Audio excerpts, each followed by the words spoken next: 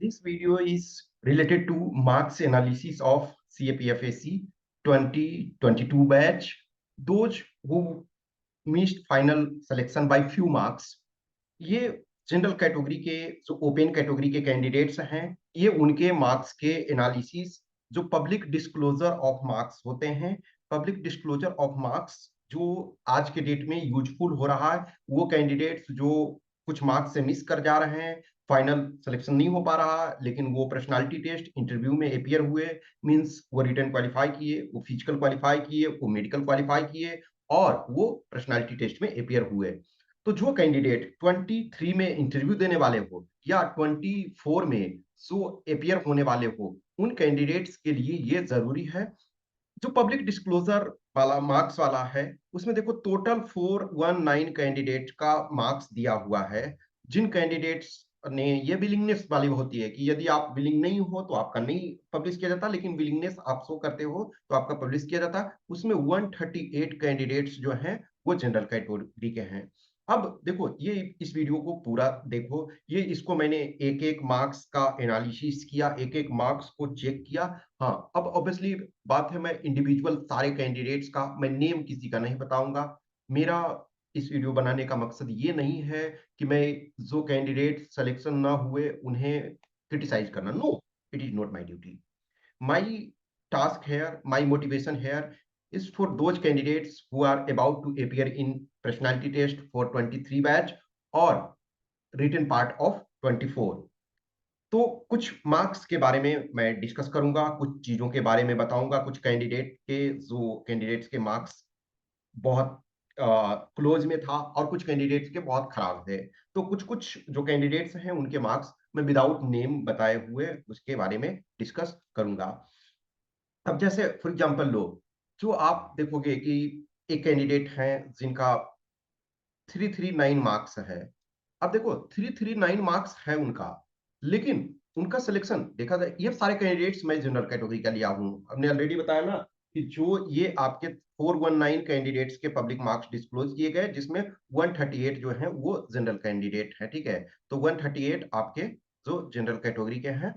तो one candidate suppose 339, मतलब मैंने या तो जो कैंडिडेट क्लोज में है। अब देखो जो आपका मेन लिस्ट था जिसमें 204 कैंडिडेट का रिजल्ट दिया गया था, उसमें जनरल का कैटेगरी का कट ऑफ था 345। और फिर जो बाद में लिस्ट आया है शायद उसमें 343 है। तो 343 है और किसी का 339 है, इसका मतलब ये क्लोज है। अब देखो यदि इनका एक का मार्क्स देखो तो इनका मार्क्स क्या है, पेपर वन में 161, पेपर टू में 76 और पर्सनालिटी टेस्ट में 102। अब देखो ये अच्छा मार्क्स है पेपर वन का, पर्सनालिटी टेस्ट अच्छा है, 76 यहाँ है। अब इनका कट ऑफ में क्या है, हम मेन लिस्ट वाले का ही लें, 345 भी लें तो जस्ट इनका डिफरेंस क्या है, 6 है। ये 6 को पूरा किया जा सकता था। एक चीज ध्यान रखो कि किसी भी कैंडिडेट का जो कैटेगरी है, दो मीन्स ये कह सकते हो दो कंपोनेंट, 3 कंपोनेंट्स आपके मार्क्स के हैं, पेपर वन, पेपर टू और पर्सनालिटी टेस्ट। यदि 2 कंपोनेंट्स में अच्छा है, इसका मतलब वो कैंडिडेट अच्छे हैं। कहीं ना कहीं इनका लैग क्या हुआ, रिटन में प्रैक्टिस। अब मैं इन कैंडिडेट के बारे में नेम नहीं बता रहा हूं, मैं ये नहीं आपको बता रहा हूं कि वो कौन कैंडिडेट है, लेकिन और मैं यहाँ गैस लाइटिंग भी नहीं कर रहा हूँ कि उनको क्रिटिसाइज भी नहीं कर रहा हूँ। मैं उन कैंडिडेट्स जो आने वाले में एग्जाम देने वाले को, मैं उनको मोटिवेशन के लिए कि यदि आप ऐसे ग्रुप में हो जहां आपको लगता है मेरा पेपर वन अच्छा है, मैं पर्सनैलिटी टेस्ट में अच्छा कर लूंगा कर लूंगी, लेकिन मेरा पेपर टू अच्छा नहीं है, तो आप प्रैक्टिस स्टार्ट करो। जिस एरिया में कमी है, आप देखो प्राइस कितना बड़ा है। वंस आप सेलेक्ट होते हो, आपके लिए नेक्स्ट 30, 35, 38 ईयर्स, 37 ईयर्स, 36 ईयर्स आपका सिक्योर तरह से होता है। ठीक है, तो इनका ये आसानी से बढ़ा सकते थे। एक कैंडिडेट और, अब मतलब सारे उसी टाइप का एक कैंडिडेट फिर है 340 वाले, मतलब मैं ये मैं जो क्रम से मैंने लिखा हुआ है, एक कैंडिडेट है 340 वाले। अब उनका मार्क्स दिखा रहा हूँ, 147, 88, 105। डिफरेंस क्या है, 5 मार्क्स मेन लिस्ट में, अदरवाइज 3 मार्क्स। 147 एवरेज, ठीक है। ये कैंडिडेट ने एक तरह से ये अच्छा बहुत है, एवरेज किया। थोड़े से प्रैक्टिस करके आप कर सकते हो। बहुत सारे आप इस कैटेगरी में भी बिलोंग करते हो, तो आप अपने पॉइंट ऑफ व्यू से देखना कि हम किस ग्रुप में आते हैं और हम कितना कर सकते हैं, आगे इंप्रूव कर सकते हैं।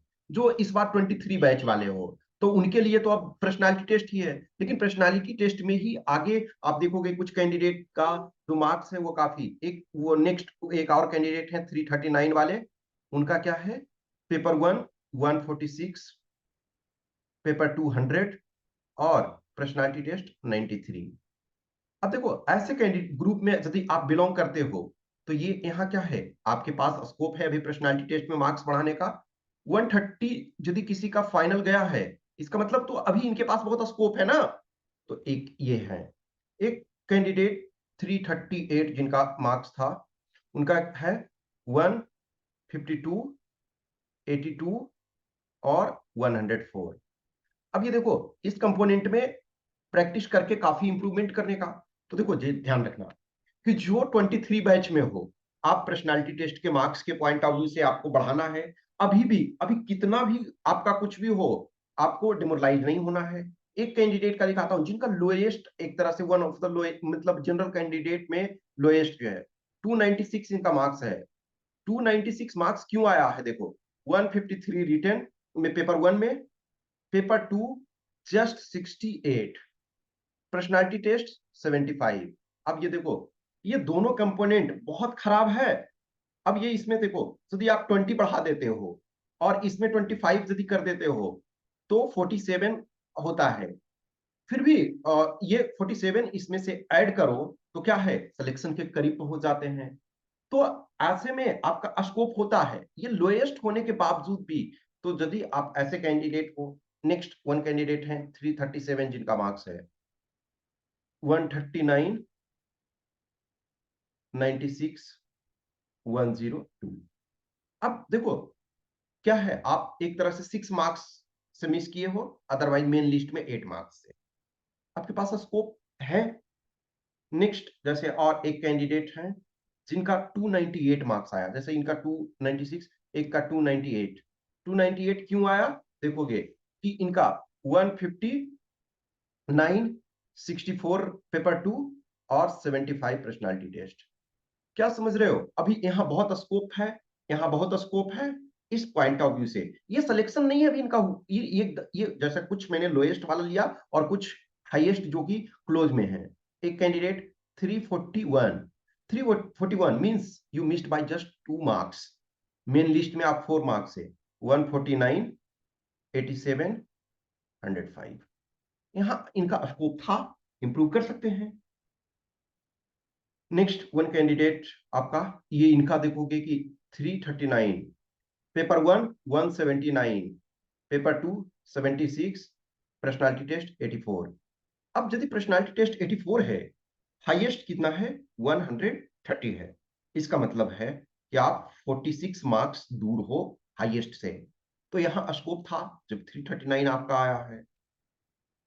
और कैंडिडेट का जैसे एक ये में है, वन मोर है 341 वाले, 341, तो इनका 137 पेपर 1, 106 और ये 98। क्या है, आप थोड़े पुश कर सकते हो। फिर और कुछ कैंडिडेट हैं जैसे एक कैंडिडेट है फिर से ये 302, 302 जो है 302 लोएस्ट वाले में है, 163 पेपर 1 अच्छा, पेपर 2 75, पर्सनालिटी टेस्ट जस्ट 63। अब सोचो ऐसे सिचुएशन में हो, आप यहां डिफरेंस क्या हो रहा है, 41 मार्क्स, इसमें 41 मार्क्स ऐड करते हैं तो क्या आपका आ रहा है 104, पर्सनालिटी टेस्ट में ला सकते हैं। ओके, तो लोएस्ट होने के बावजूद भी, अब जैसे कुछ और कैंडिडेट का दिखा रहा हूं, एक है 340, 340 है 157 पेपर 1, 103 पेपर 2 और पर्सनालिटी टेस्ट 80। अब देखो यहाँ क्या है, इनको 3 मार्क्स चाहिए, 85, 88, 89 ये कर सकते थे, इजिली आप कर सकते हो।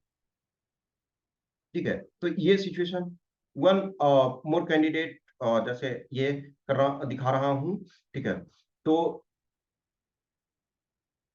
लेट्स टेक एक कैंडिडेट है 332 मार्क्स उनका है, ठीक है, 332 मार्क्स, 332 मार्क्स इनका है, ओके, तो सॉरी सॉरी सॉरी, यस, जो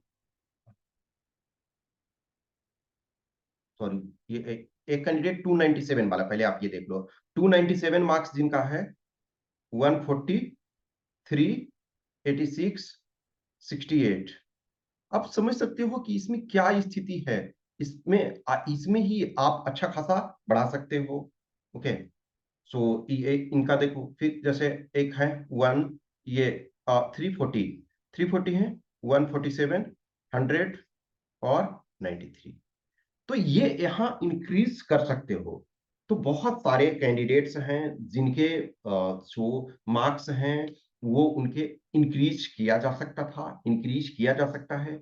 एक चीज ध्यान रखो, मैं ये इस वजह से कुछ मार्क्स को बता रहा हूं कि इसका कारण क्या है, कि अभी बहुत सारे कैंडिडेट्स ऐसे हैं जो कंफ्यूज हैं, जो 23 वाले बैच में हैं, 2023 में जिनको पर्सनालिटी टेस्ट देना है। कुछ ऐसे कैंडिडेट हैं कि सर मुझे कॉन्फिडेंस नहीं आ रहा है, मुझे कंफ्यूजन है अबाउट मार्क्स कि रिटर्न में हमारे कितने मार्क्स आए हैं। बिलीव मी, आपके लोएस्ट इवन एग्जांपल लो कि आप लोअर सेगमेंट में आप आ रहे हो, जहां की कट ऑफ जो गया होगा उसके भी आसपास आ रहे हो, उससे एक तरह से 5%, 10% एक्स्ट्रा आ रहे हो। अभी आप नहीं जान रहे हो exact, 3-4 questions extra paper one में आपके सही हो जाएंगे तो आप बहुत अच्छे पोजीशन में समटाइम पहुंच जाते हो। 3 क्वेश्चन गलत हो गए तो आपकी स्थिति खराब हो जाती। तो अभी तक आपको ये पता नहीं है। यदि आप लास्ट ईयर 130 इंटरव्यू में हाईएस्ट दिया गया है, तो आप 110, 115, 120 के लिए आप टारगेट कर सकते हो, फाइट कर सकते हो। अब इसके लिए क्या करना है, कभी भी सभी आप किसी चीज एग्जाम का प्रिपरेशन करते हो तो धीरे धीरे एक ऐसा सिचुएशन आता है कि आपको पता हो जाता है कि हम में क्या कमियां हैं। बहुत बार कैंडिडेट को नहीं पता चलता है कि क्या कमियां हैं। कुछ कैंडिडेट्स को पता होता है, उसके बाद भी वो दूर नहीं करते हैं। माई ऑन एग्जाम्पल, मैं भी उस कैटेगरी के कैंडिडेट में रहा हूं कि मुझे पता होने के बाद, एनालिसिस करने के बाद, सारी चीजों को जानने के बाद नहीं करना है, एग्जीक्यूट नहीं करना है, this is my problem. Okay, I accept with all humility.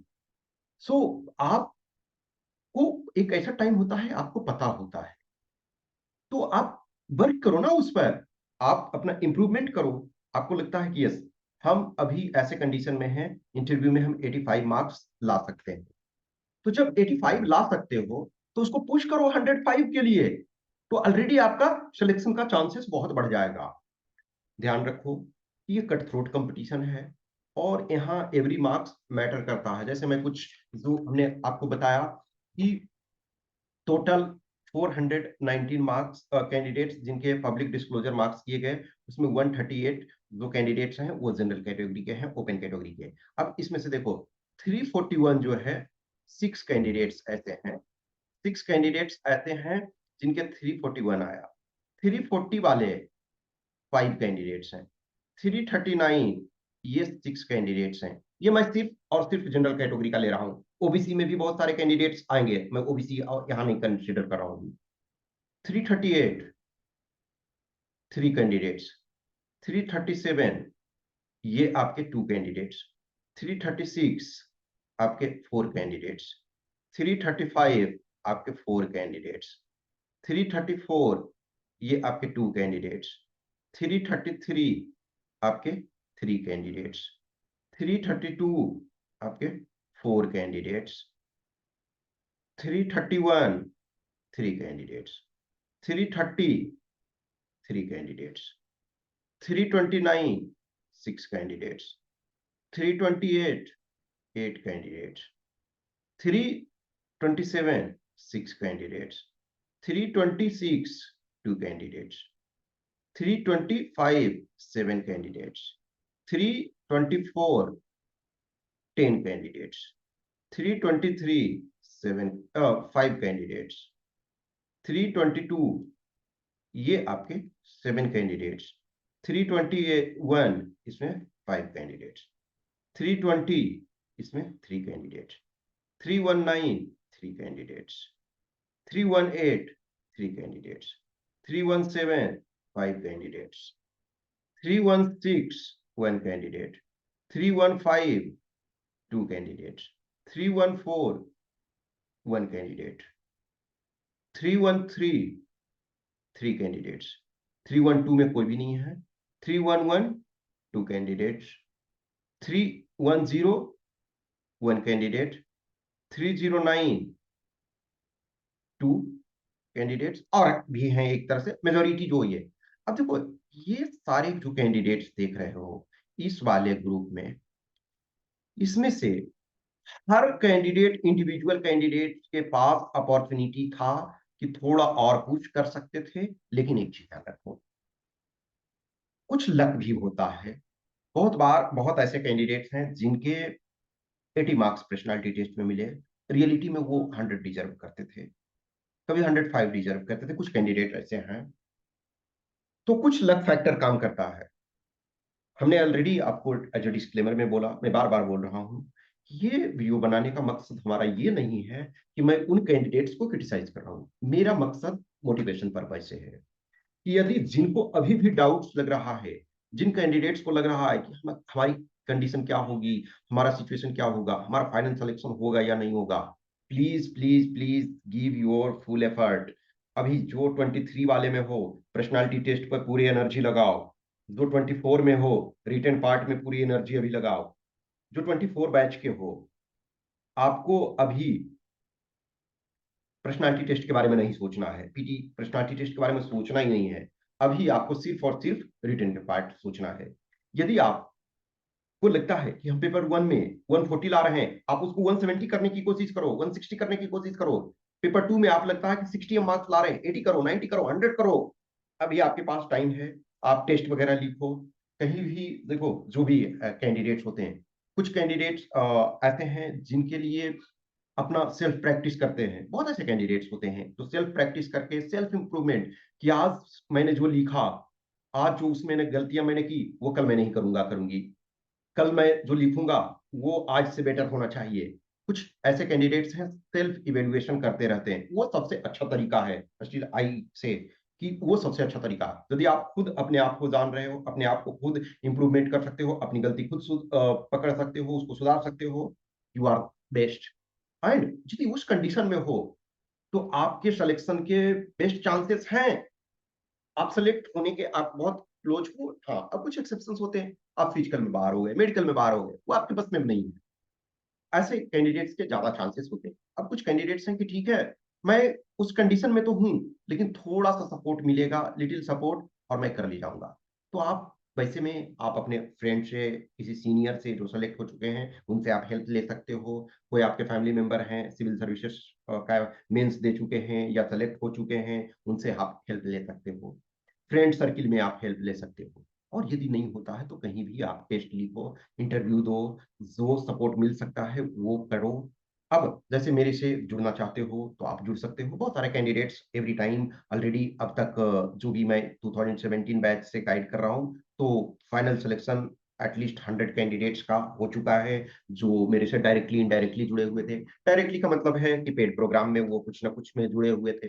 Indirectly का मतलब होता है कि वो हमसे जुड़े हुए थे, लेकिन डायरेक्ट ना तो हमारे पास उन्होंने टेस्ट लिखा, ना हम हमारे पास मॉक इंटरव्यू दिया, लेकिन उनके कभी कुछ डाउट्स, क्वेश्चंस, क्यूरी होते थे तो वो पूछते रहते थे। मैं सबको बोलता हूँ कि ये जरूरी नहीं है कि आप पेड प्रोग्राम में हमारे साथ जुड़ो। आप ऐसे भी, आपको इंटरव्यू देना है, आपके कुछ डाउट्स हैं, कुछ क्वेश्चंस हैं, कुछ क्यूरी हैं जो जनरल नेचर का है, और या आपके स्पेसिफिक नेचर का होता है, तो स्पेसिफिक नेचर वाले में है फिर हमें बात करना पड़ता है कैंडिडेट से। जनरल नेचर वाले में मैं सिंपल विदाउट, बहुत ऐसे कैंडिडेट्स होते हैं मैं जिनसे नेम भी नहीं पूछता हूँ, ठीक है आप जो भी हो। कुछ कैंडिडेट से मैं पूछ लेता हूँ कभी कभी, हाँ योर नेम, और कभी यह है कि ठीक है आपके जनरल क्वेश्चन है, मैं रिप्लाई कर देता हूँ। कुछ कैंडिडेट्स हैं ऑलरेडी अपने को इंट्रोड्यूस करते हैं, उसके बाद बताते हैं हाँ हमारी ये प्रॉब्लम है, जो भी आपके प्रोग्राम्स क्या हैं, हम जुड़ना चाहते हैं। तो यदि कोई भी आप जुड़ना चाहते हो, मोस्ट वेलकम। ध्यान रखो कि सिलेक्शन आपके लिए इंपॉर्टेंट है सबसे ज्यादा। मेरे लिए एज ए मेंटोर या कोई और किसी से आप जुड़े हुए हो, उनके लिए इंपॉर्टेंट होता है, डेफिनेटली होता है। अब मान के चलो, जैसे 23 में बहुत सारे सीट्स हैं, 359 सीट्स हैं। अब मैं तो चाहूंगा ना कि मेरे से जुड़े हुए 100 कैंडिडेट्स सेलेक्ट हो, कम से कम 50 तो सेलेक्ट हो। तो सदी मेरे लिए 50 एक डेटा है, एक नंबर है। लेकिन आप उस 50, उस 100, उस 359 में हो, तो आप एक कंप्लीटनेस में हो। तो ये आपकी रिस्पॉन्सिबिलिटी बनती है। टीचर मेंटर सपोर्टिव रोल में है, आपका मेन मायने रखता है। अभी भी जो 23 में इंटरव्यू देने वाले हो, फॉरगेट अबाउट कि कितने मार्क्स आपके आ रहे हैं, फॉरगेट अबाउट क्या कट ऑफ जाएगा। आपका लक्ष्य 150 मार्क्स है। और यदि लास्ट टाइम 130 किसी का आ चुका है, तो आप भी एस्पायरेशन रख सकते हो। 21 बैच में 120 आया, आप भी एस्पायरेशन रख सकते हो। 21 में 120 हाईएस्ट था, 22 में 130 हाईएस्ट था पर्सनालिटी टेस्ट में। तो आप इतने के लिए टारगेट रख सकते हो। अब जो आए, बहुत ये तो आप जानते हो। तो कहीं भी जिस भी कैंडिडेशन में हो, जिस भी सिचुएशन में हो, आपको जहां से सपोर्ट मिलता है वहां से लो, मॉक इंटरव्यू दो। ये मैं अपने एक्सपीरियंस, मेरे बहुत सारे स्टूडेंट्स जो मैं पर्सनल रूप से मैं जिससे जुड़े हुए हैं, अब सब कैंडिडेट्स के बारे में तो नहीं जानता हूँ ना मैं पर्सनली, लेकिन जो मेरे से जुड़े हुए हैं, जिनका सिलेक्शन हुआ उनसे भी लर्न करता हूँ, जिनका सिलेक्शन नहीं हुआ उनसे भी लर्न करता हूँ, उनके एक्सपीरियंसेस के, उनके जो लाइफ हैं। ठीक है। तो कुछ भी क्वेश्चंस, क्यूरी, डाउट्स होता है तो आप मैसेज कर सकते हो इस व्हाट्सएप नंबर 8527146498, या टेलीग्राम नंबर 7404909669। ओके। और जिनको भी पेड प्रोग्राम चाहिए, आइदर मॉक इंटरव्यू के लिए, इंटरव्यू गाइडेंस के लिए, या फिर आप टेस्ट वगैरह लिखना चाहते हो, you are most welcome. Okay, thank you.